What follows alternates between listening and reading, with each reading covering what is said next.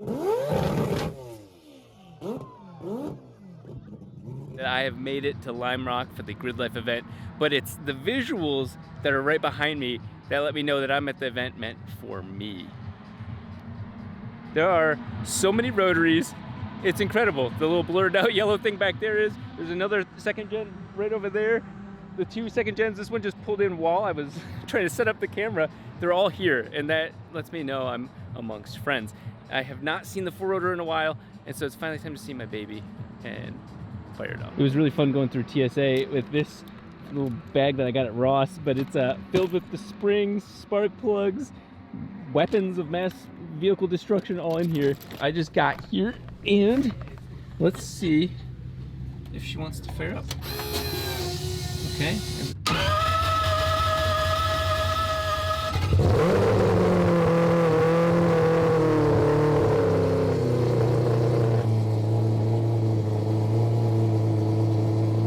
True to Grid Life spirit, people here are just beyond helpful and fix each other's cars and everything, but this is not what I expected. This is internet famous. I've got half of an NSX with tools in it being towed by the NSX. I've seen this on Instagram all over the place. But he was like, "Hey, you need tools? I got some tools in my trunk trailer." I do a lot of traveling, so I need a lot of tools. Yeah.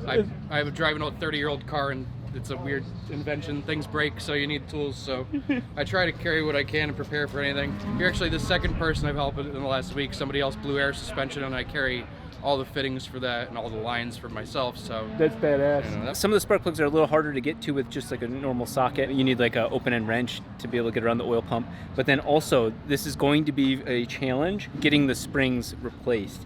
There's no real reason to take the car on the track if the springs are still the super soft ones, because I have the dampers all the way to firm. The longer turns, you just start twisting. So it is what it is there. So I want to put the Swift springs on there. And then third, which I think is actually another easier thing to do now that we have all these tools at our disposal, is swapping the master cylinders. That might introduce a little bit of air into the lines, but that's way better than my rears locking up first and causing me to drift when I don't want to. These are some of the plugs we pulled out.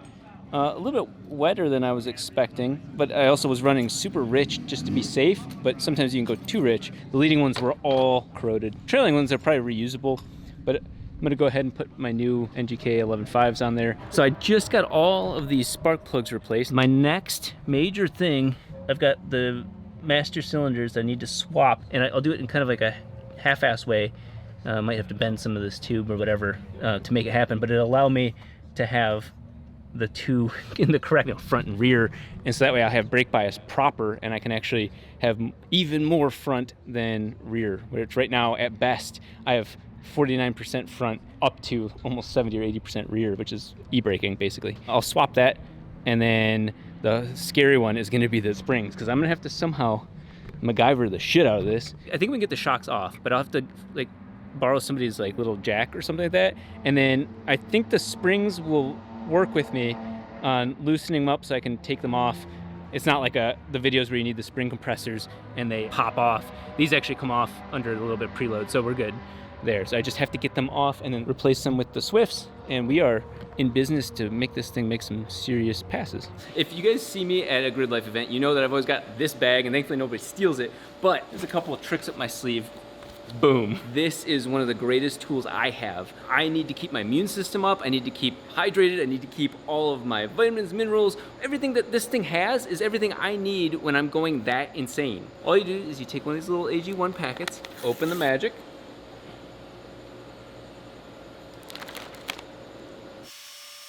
What you're getting in AG1, probiotics. You've got adaptogen that includes things like antioxidants, nutrients, vitamins, things that help focus on your health, your immune system, your mental clarity. This packaging makes it really convenient to put it in the bottled water, in my smoothies, whatever. It's something like AG1 that keeps me at 100%. Go to athleticgreens.com/RobDahm to get started on your order.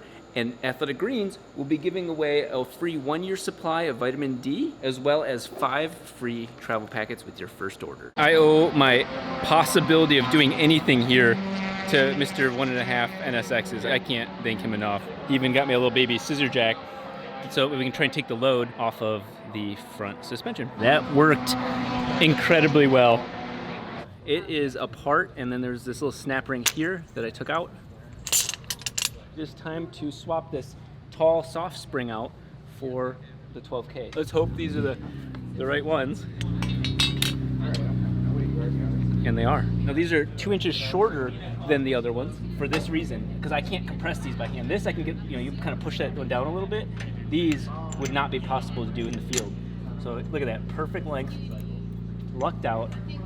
I'll put the snap ring back on there, and then I would have been screwed if it was that much longer. I'll just give them that little preload where it just snugs them in.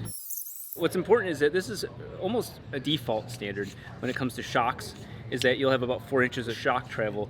And on this car, that represents -3 to +3, so 6 inches of suspension travel. It uses all of that. But now with the firmer springs, it won't droop as much, so I got new problems to fix. But there you go. Now you can see how it's kind of like firm by hand. So 2 spins on that will bring it down maybe about 2-3 millimeters, maybe 3.5, depending on the thread pitch. And that's enough preload for me. And these are ready to go back in. That is 1 down. Just tighten this just a little bit more. And I don't need to be too exact.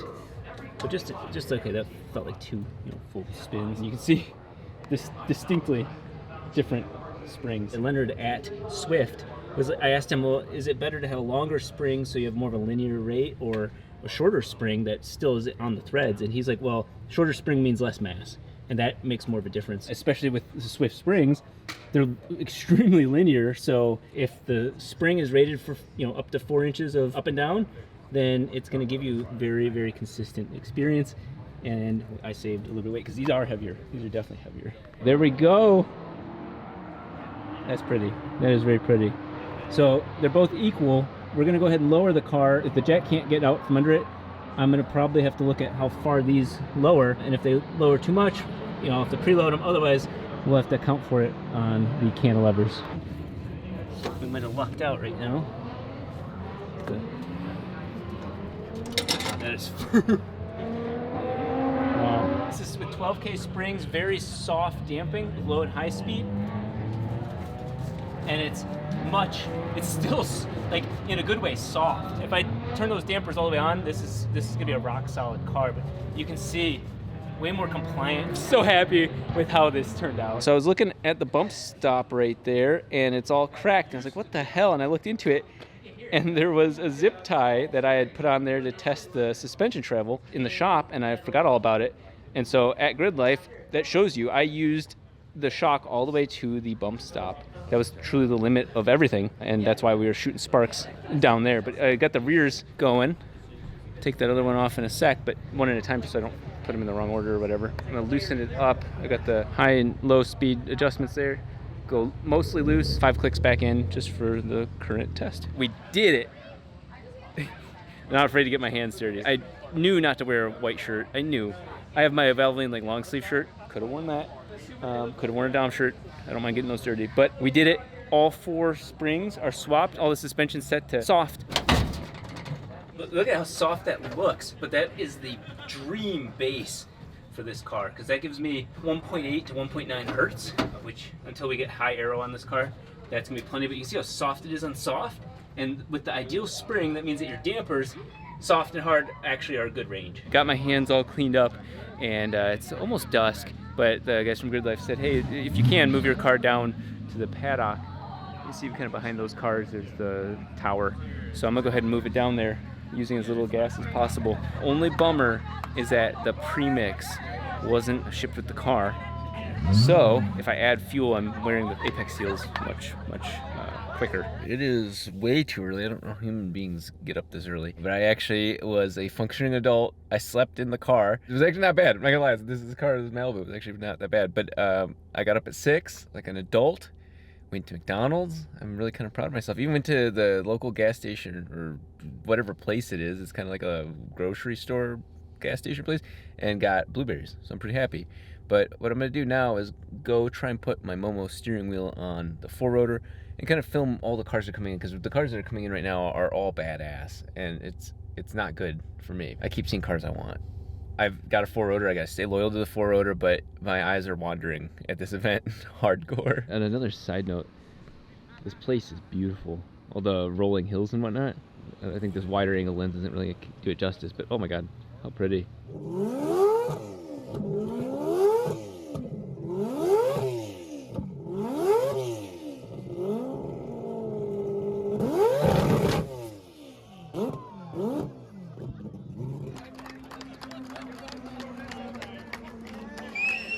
It's finally time to take the car out after all those cars are done. Kev and James, the guys are my amazing B squad, A squad pit crew right now, but they're just going over everything, making sure I'm safe. I'm gonna suit up. It's nice, I have the Momo stuff now, so I got that, and then the gloves, and then even though it's super hot here, I just don't want to take any chances. I've already fired the car a couple times for the crowd. It's amazing. We only have so much gas, but we'll make sure that we turn that gas into some amazing memories for everybody. This is my first time wearing a baklava. But if there was a fire,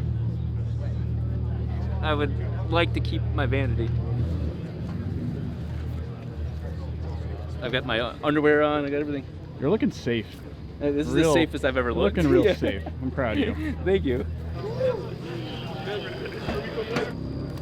I'm definitely not going anywhere. You tight? Yeah. All right.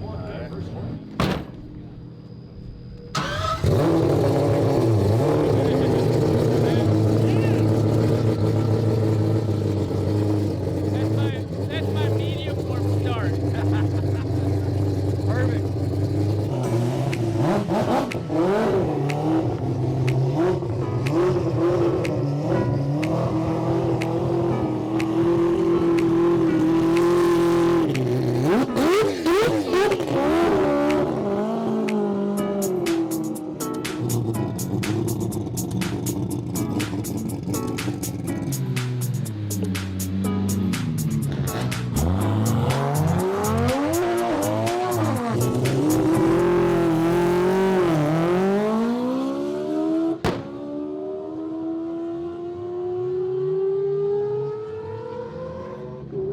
Next up, Rob Dahm's 4 Rotor. Unbelievable build. If you've watched this giant YouTube channel, one of the friendliest guys I've ever met in real life, just the nicest guy, but custom 4-rotor, all-wheel drive, sequential trans. It's always a work in progress.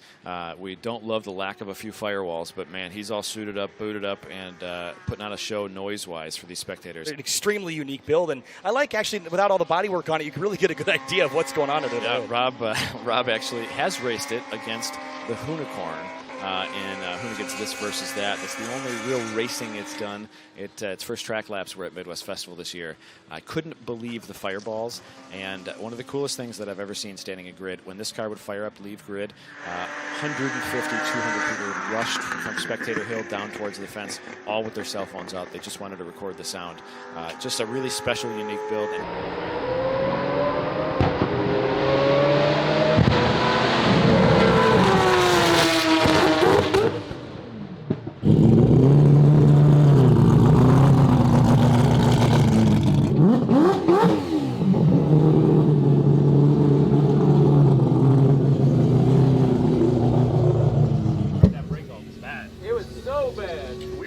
Did you change the plugs? Yeah, I changed the plugs. As you guys can hear, as soon as I got on it, it broke up instantly. Yeah. Okay. Such a bummer, such a bummer. I put new plugs in, but we haven't turned the spark plug energy down because we have to take the whole dash off. That sucks. The engine's fine, it's just that I have to figure out that ignition thing, and I was hoping just bringing new plugs would solve it. As soon as I hit like $6,000, instantly breaking up, and they were staging me to do all the things, so the car was really heat logged. It wasn't overheating or anything, but it was heat logged to begin with. That was the first lap of ever putting these new springs on. The suspension was way better. The only weird thing is it's really soft and then gets harder, and these aren't the progressive springs. I tightened up the suspension as I thought would be useful, but I really should have set the dampers almost to full, because as soon as I'd start getting to turn, the car would squat and lean like this.